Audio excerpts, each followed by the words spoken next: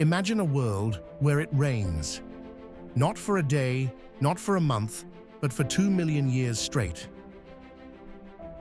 Every valley drowned, every mountain softened, every creature forced to adapt or vanish.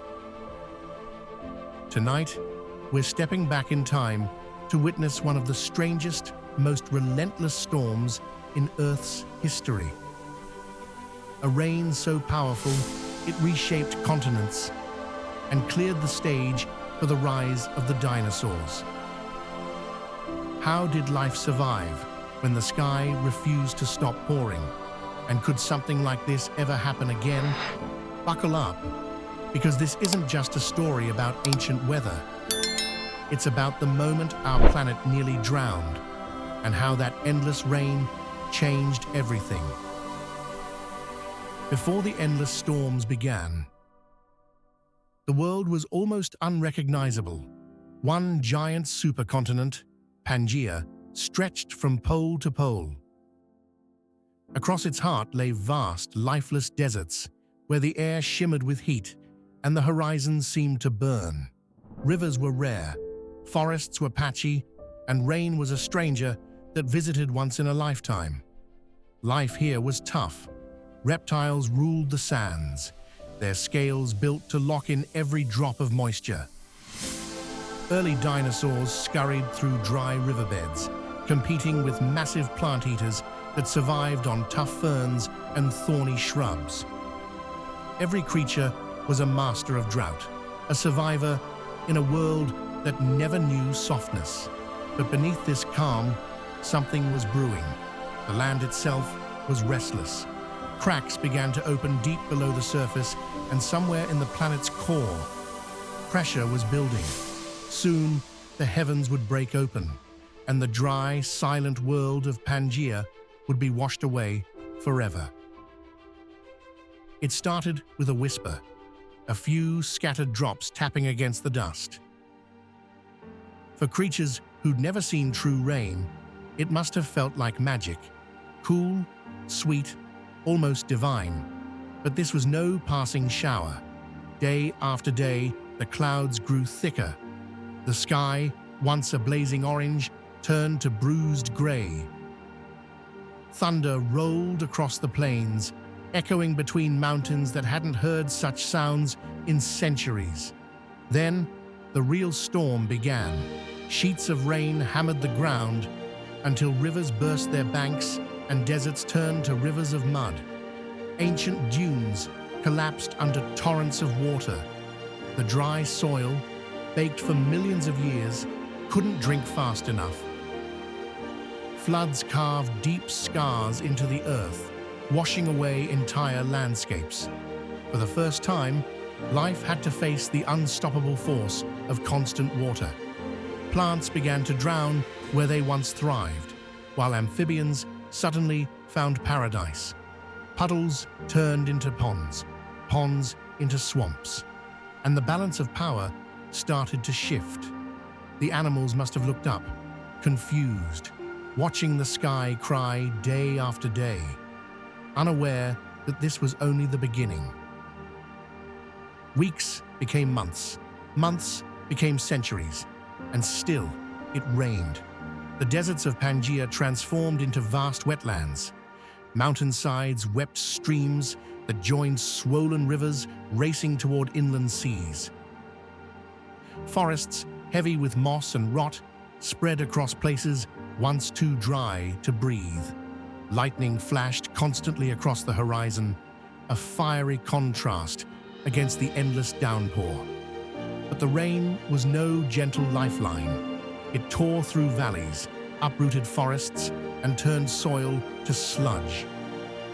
Entire ecosystems vanished beneath the floodwaters. The bones of creatures were swept away and buried deep beneath new layers of mud, leaving behind only faint traces, mud cracks, waterlogged soils, and the ghosts of a world drowned. From above, the land looked like it was melting, its edges blurring, its colors darkening. What was once a continent of dust and rock became a continent of water and decay, and somewhere beneath the thunder, and chaos. The earth groaned, because these floods weren't just storms. They were the first signs of something much bigger, a planet tearing itself apart, one raindrop at a time. The strange thing was, even as the rain never stopped, the skies still burned. Lightning split the clouds in violent flashes, striking forests already soaked to their roots. You'd think the rain would kill the flames, but instead, it fed them. Between the endless downpours came moments of eerie calm, just long enough for the drenched vegetation to dry out. Just long enough for the next lightning strike to turn it all into a wall of fire. Imagine the smell: wet ash, burning trees, steam rising from the ground as fire met flood. The land was trapped in a brutal cycle: flood, fire, flood again. And somehow, life had to survive in between. Scientists can still see the scars of that paradox today: thin black layers of charcoal sealed between ancient mudstones, each one a frozen memory of forests igniting under skies that never cleared. It was chaos, rain, thunder, fire, and darkness all at once. And yet, out of that chaos, the seeds of a new world were already being sown. For the living, this was a time of reckoning. Creatures that once ruled the dry plains suddenly found their world unrecognizable. The great plant eaters, built for drought, now slogged through mud where their legs sank deep and their food rotted away. Eggs laid in the open were washed out or drowned before they could hatch. Disease spread through the stagnant waters. Parasites, mold, rot, everything nature could throw at them. The mighty reptiles that had once basked in the sun now struggled to find warmth beneath endless clouds. Their bodies, made for heat, turned sluggish and weak. Many simply couldn't adapt, and one by one, the giants began to disappear. But while the old rulers fell, others rose. Amphibians thrived in the new swamps, breeding in shallow pools that stretched for miles. Small, nimble creatures found safety in this soaked, unstable world. And the plants, ferns and mosses spread faster than ever before, carpeting the drowned lands in green. It was evolution in fast forward. Every storm, every flood, every lightning strike tested life again and again. And only those that could bend would survive. But the rain didn't just reshape the land, it poisoned the seas. Every drop that fell carried minerals, ash, and soil into the oceans. Rivers, once narrow, became raging torrents that poured mud and dead plants into the coastal shallows. The seas turned murky, thick with nutrients. At first, it must have seemed like an explosion of life. Plankton blooming in green swirls across the water's surface. But that bloom was a trap. As it spread, it stole the oxygen from the depths. Fish began to suffocate. Corals bleached and crumbled. The deeper waters turned dark, then deadly. Bacteria thrived in the oxygen-starved seas, releasing poisonous gases that bubbled up through the waves. The ocean itself began to rot. And when the wind shifted, the stench of death, sulfur, and decay rolled inland, a warning from the deep. What started as rain had now become a chain reaction, touching every corner of the planet. Land, sea, sky, all consumed by the same relentless storm. It wasn't just weather anymore, it was transformation. But what could cause rain to fall for millions of years? The answer wasn't just in the clouds, it was buried deep beneath the earth. Far below Pangaea's cracked crust, something ancient had awakened. Magma surged upward through fissures, splitting the supercontinent apart. Volcanoes erupted with unimaginable fury, belching ash, lava, and gas into the atmosphere. Not for days, not for centuries, but for hundreds of thousands of years. Each eruption choked the skies with ash, blotting out the sun and plunging the planet into sudden, eerie cold. Then, when the dust finally settled, the carbon dioxide and methane took over, trapping heat, boiling the seas, and thickening the air. This constant seesaw of freezing and sweltering shattered the planet's delicate balance. Moisture began to rise, storms grew monstrous, and eventually, the sky simply stayed broken. Rain poured as if the heavens themselves were leaking. The continents trembled under lava flows as wide as countries, and rivers of fire met rivers of water. This was the birth of the Central Atlantic Magmatic Province, a volcanic inferno stretching thousands of kilometers.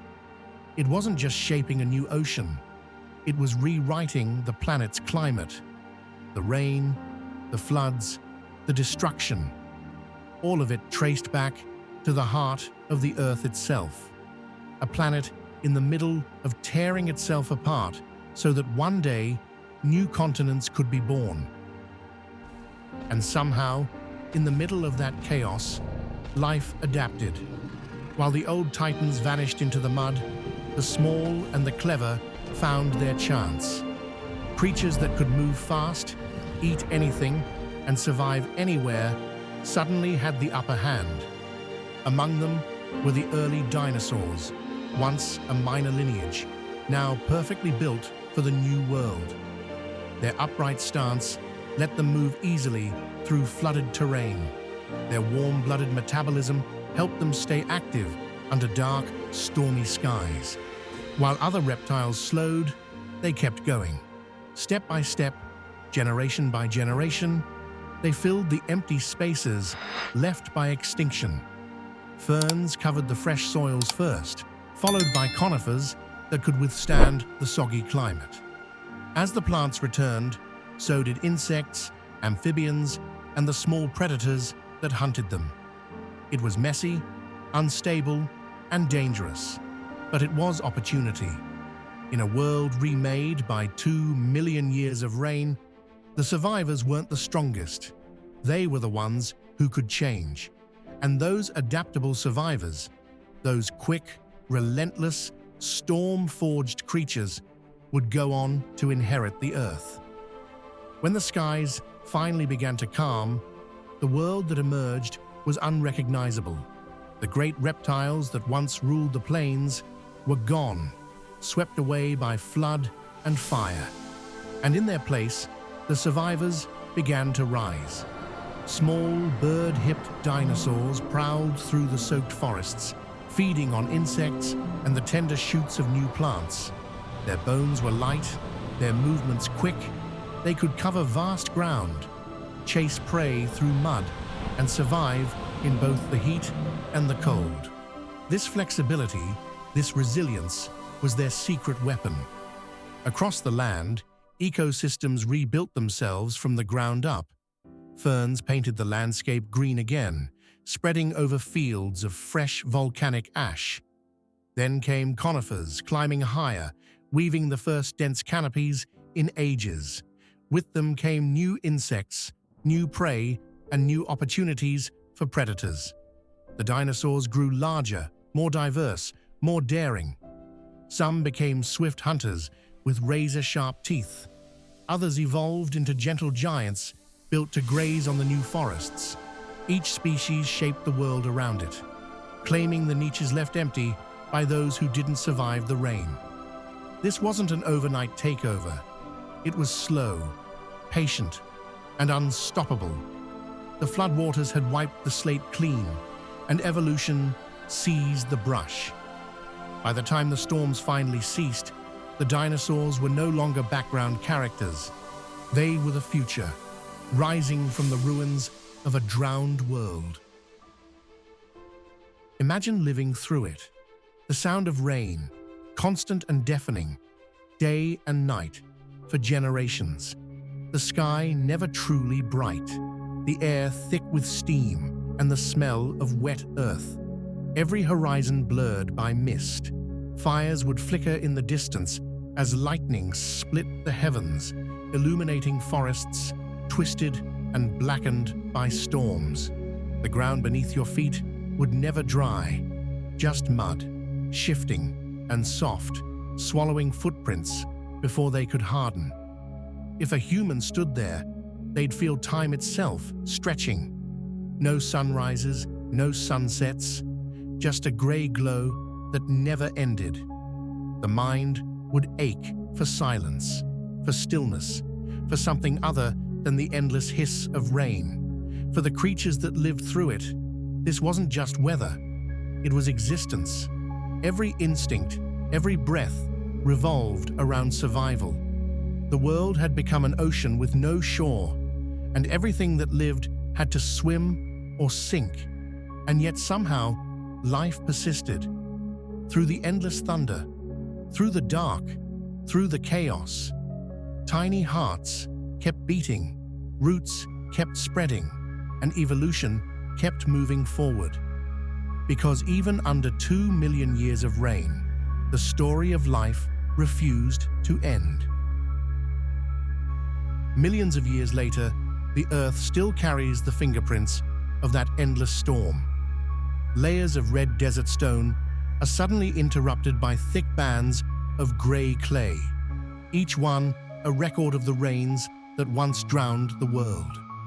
Inside those layers lie stories, grains of pollen, fragments of ferns, tiny fossils of creatures that tried to cling to life when everything changed.